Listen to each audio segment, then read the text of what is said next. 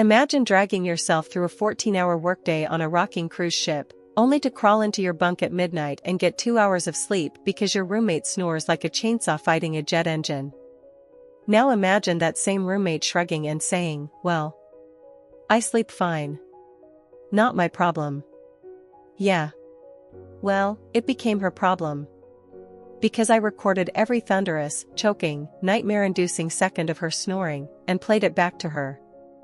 Every single time she tried to sleep.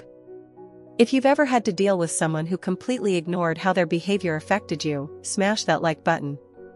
And if you love revenge stories where karma arrives on a silver platter, subscribe, because today's story is dripping with sweet, petty justice. So, let me take you back to life at sea. Most people imagine cruise ship workers sipping cocktails on deck and dancing in shows with perfect hair and a perfect smile. And sure, part of that is true. I'm a performer. I love performing. I love the traveling. But behind the curtain?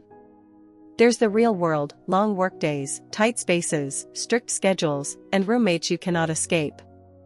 I share a tiny crew cabin, emphasis on tiny, with one roommate. Bunk beds. Me up top. Her below. The walls? Basically cardboard. The anchor room? Yeah, we're right next to it. When the ship docks, it sounds like the world is ending. But somehow, that noise still wasn't the loudest thing in the room.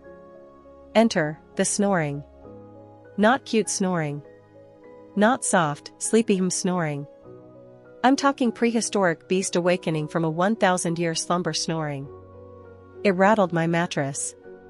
It vibrated through my bones.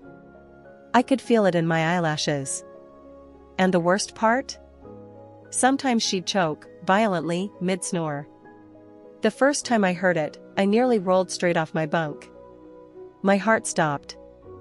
I honestly thought she was dying. I climbed down like I was jumping into action in a medical drama, ready to perform CPR or something. But no. She was fine. She opened her eyes, blinked once, and said, Then rolled over and continued trying to destroy the sound barrier. You know that feeling when your sleep schedule isn't just messed up, it's obliterated? Like your brain is stuffed with wet cement? Your eyelids feel like sandpaper. Your thoughts drag.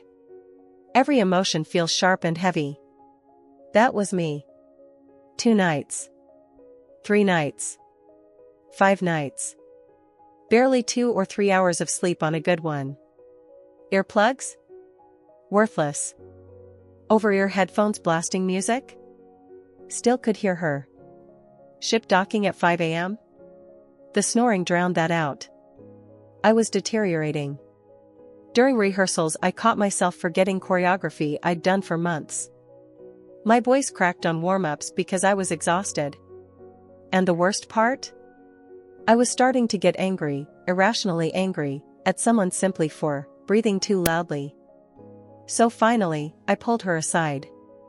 I didn't want a fight. I just wanted a solution. Any solution. I approached her gently, choosing every word like it was a bomb I had to defuse. Hey, so, I've been having a really hard time sleeping. I think it might be the snoring.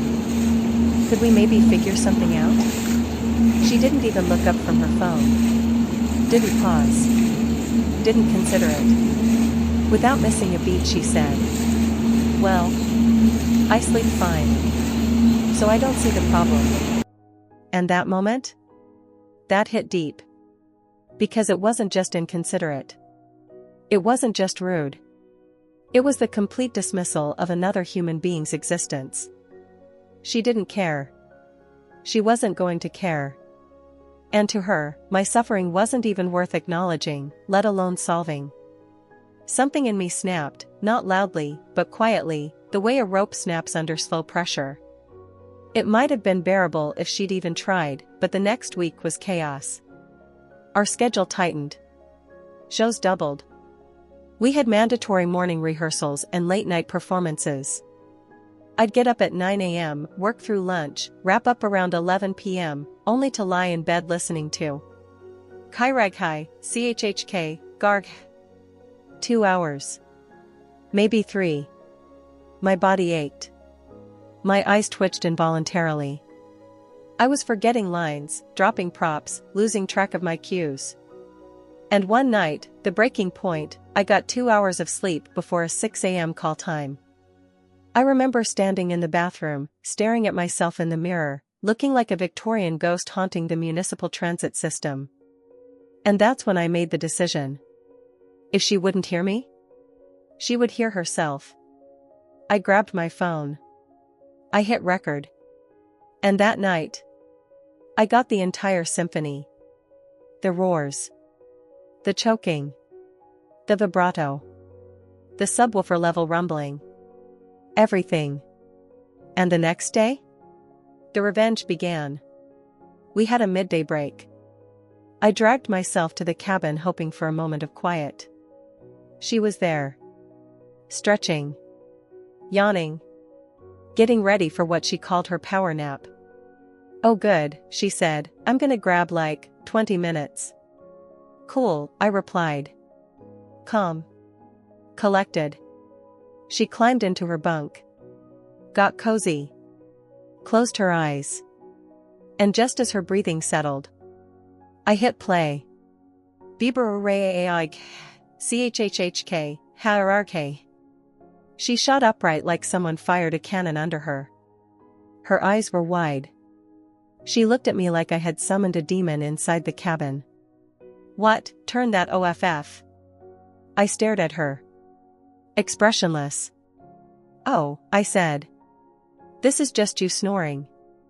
You said it wasn't a big deal, so why should I? Her jaw dropped. She sputtered. She called me a few colorful names, honestly, very creative. Then stormed out like the hallway personally offended her. Every time she tried to nap? Play. Every time she laid down early? Play. Every time she closed her eyes? Play. The snoring soundtrack became her personal boogeyman. She'd sprint out of the room like a startled cat. She tried covering her ears. She tried blasting music. She even tried hiding in the shower, no idea why. But she never once said, "Hey, maybe we can fix this." On day 4, I got summoned. A meeting with our manager.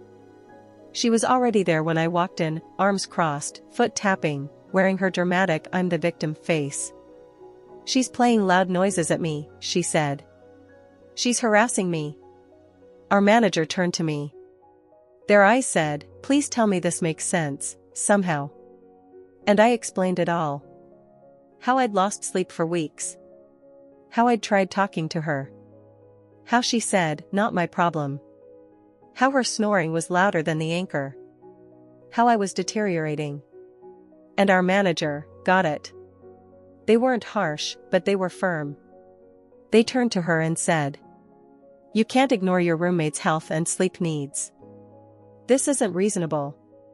You need to work together to address this." Her face? Priceless. Red. Fuming. Silent, but the angry kind of silent. She didn't get the pity she expected. She didn't get the validation. She got called out, professionally. And that was the moment the revenge finally landed. We didn't stay roommates after that. Management moved us, probably for their own sanity. I ended up with someone who slept quietly, peacefully, like a normal human being. I heard she ended up with someone who snored worse than she did. Not sure if that's true. But I like to believe it is. Because sometimes, karma doesn't need help. It just needs a nudge. The best part of all of this wasn't the meeting. Wasn't the manager siding with me. Wasn't even the new roommate.